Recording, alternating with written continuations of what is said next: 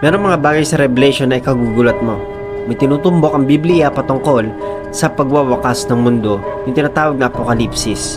A burning mountain thrown into the sea, a bottomless pit open and release the most demonic creatures that you could imagine, an army of human-like locusts that hunt down anyone without seal of God in his forehead. At kung narinig mo na merong mga fallen angels, merong 4 fallen demonic angels na lalabas sa kailaliman. After nating mapanood ang mga video pong ito, saliksikin nating mabuti ang ating sarili. Merong mangyayaring kababalaghan sa huling kapanahunan at siguradong takot ang bibigay sa iyo nito kapag wala ka sa Panginoong Hesukristo. After ng rapture, ito ang magaganap sa mundo, even the churches. Ang mga maiiwan ay makakaranas nito.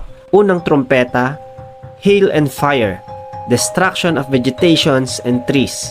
Revelation chapter 8, verse 7, umulan ng yelo at apoy ng may halong dugo, nasunog ang ikatlong bahagi ng lupa, ikatlong bahagi ng mga kahoy at ang lahat ng damo. Second, great burning mountain. Bumagsak sa dagat ang parang malaking bundok na nagliliyab at naging dugo ang ikatlong bahagi ng dagat. Namatay ang ikatlong bahagi ng mga nabubuhay sa dagat at nawasak ang ikatlong bahagi ng bilang ng mga sasakyang pandagat. Third trumpet, great falling star. Ito yung tinatawag na wormwood. Nang patunugin ng ikatlong anghel ang kanyang trumpeta, nahulog mula sa langit ang isang malaking bituing nagliliyab na parang sulo at tumama sa ikatlong bahagi ng mga ilog at mga bukal. Ang pangalan ng bituin ay mapait, kaya pumait ang ikatlong bahagi ng tubig at maraming taong namatay nang nakainom ng tubig na iyon.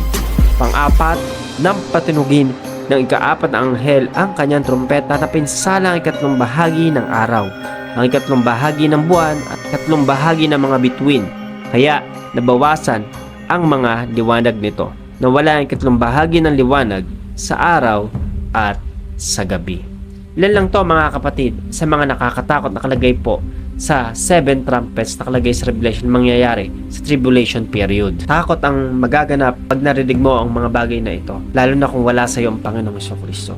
Pero dahil nasa iyo ang Panginoong Hesukristo, hindi takot ang mangyayari doon, kundi pag-asa, sapagkat malapit na pong dumating ang Panginoon. Kung nakikita natin, nalalapit po tayo sa mga sinyales o propesiyang nagaganap na ito sa panahon po natin ngayon.